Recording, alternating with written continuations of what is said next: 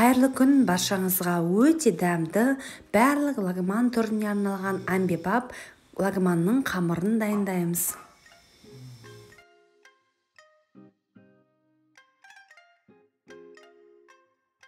Суымызға тұзымыздан салып араластырамыз.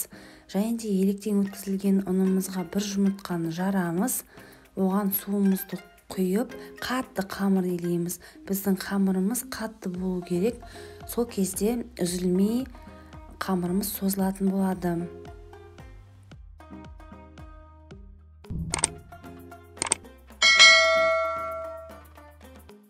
Егер су аз болса, қамырыңыз бірікпей жатса, аздап салқын судан құйсаңыздар болады.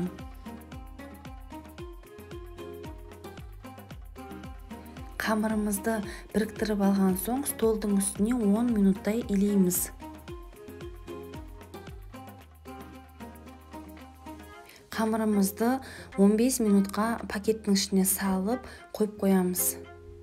15 минуттан кейін қамырымызды алып, қайтадан иілеп, июын қандырып, қайтадан 15 минутқа қоямыз.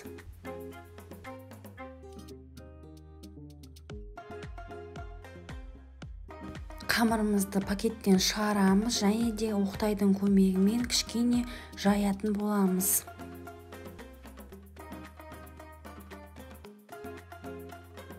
Қамырымызды жайбаған соң, аямай екі жағынан майды жағып шығамыз, және де ені 2 см етіп, ұзынша қылып қамырымызды дәл видеодағыдай кесіп шығатын боламыз.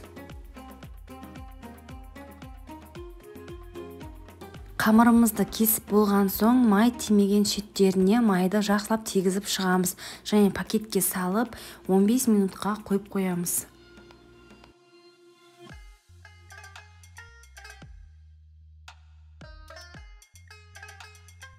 Қамырымызды пакеттен біртіндеп шығарамыз, қолымызбен осылай қысып, жгут жасаймыз. Егер сіздерге ыңғайлы болса, екі алақанның көмегімен осылай дөңгелектеп жасасаңыздар болады. Не болмаса, столдың үстіне осылай барынша дөңгелек етіп жаямыз, және қамырымызды созамыз.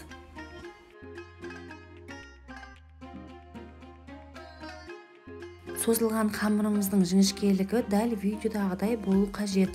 Жақсылап майлаймыз қамырымызды, және де осындай бір ыдыстың үстіне дөңгелектеп қоя береміз. Сіздер легенге қойсаңыздар болады, ол ыдысты міндетті түрде астыңғы жағын майлауымыз қажет. Келесі қамырымызды дәл солай жгут жасаймыз, және де созамыз.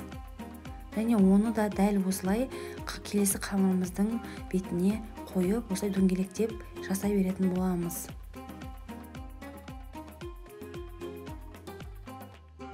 Арасында қамырды міндетті түрде майлап тұрыңыздар. Егер сіздер майламасаңыздар, қамырларыңыз қаясып, созған кезде үзілетін болады.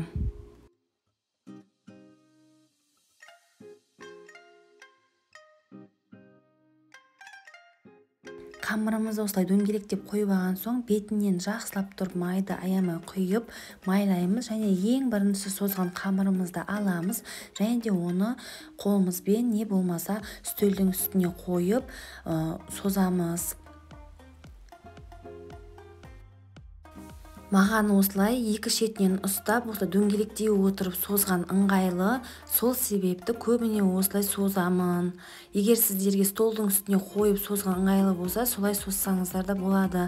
Барлығын осылай созамыз, және де міндетті түрде соңынан маймен жақсылап тұрып майлап қойып қоямыз.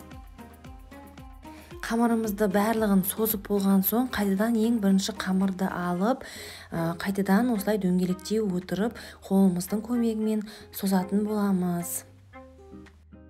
Әр қамырымызды созып болған соң, маймен майлауды ұмытпаймыз.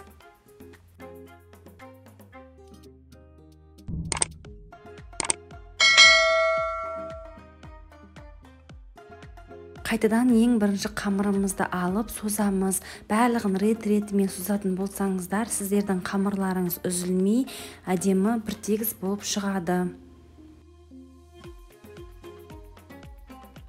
Қамырымызды барынша жұқа етіп созамыз.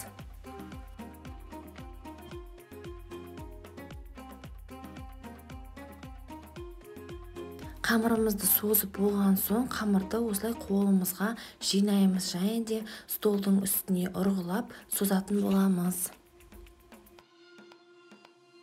Столдың үстіне ұрғылап созған кезде біздің қамырымыз үзілмейді, себебі біздің қамырымыз эластичный болып шыққан.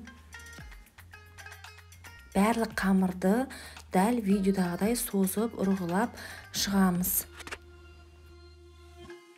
Қайнап тұрған суымызға тұздан саламыз және де қамырымызды салып пісіреміз. Егер сіздердің кастрюлькелеріңіз кішкентай болса, бұл қамырды екіге бөліп салсаңыздар болады. Менің қазаным үлкен болғандықтан мен барлық қамырды бірдесінен салып пісіремін. Және де салып болған соң вилкамен міндетті түрде арасын осылай ашамыз. Шамамен 10-12 минут қамырымызды дайын болғанша пісіріп аламыз. Қамыр дайын болған соң шараға мұздай су құямыз және де қамырымыз бірігіп қалмас үшін сол суға салып жақсылап шайып аламыз. Және де судың ішінде қалдырмаңыздар, суды міндетті түрде төгіп, қамырды бөлек алып қаламыз. Міне біздің қамырымыз дайын болды. Бұл қамырды барлық лагманның түріне пайдалансақ болады.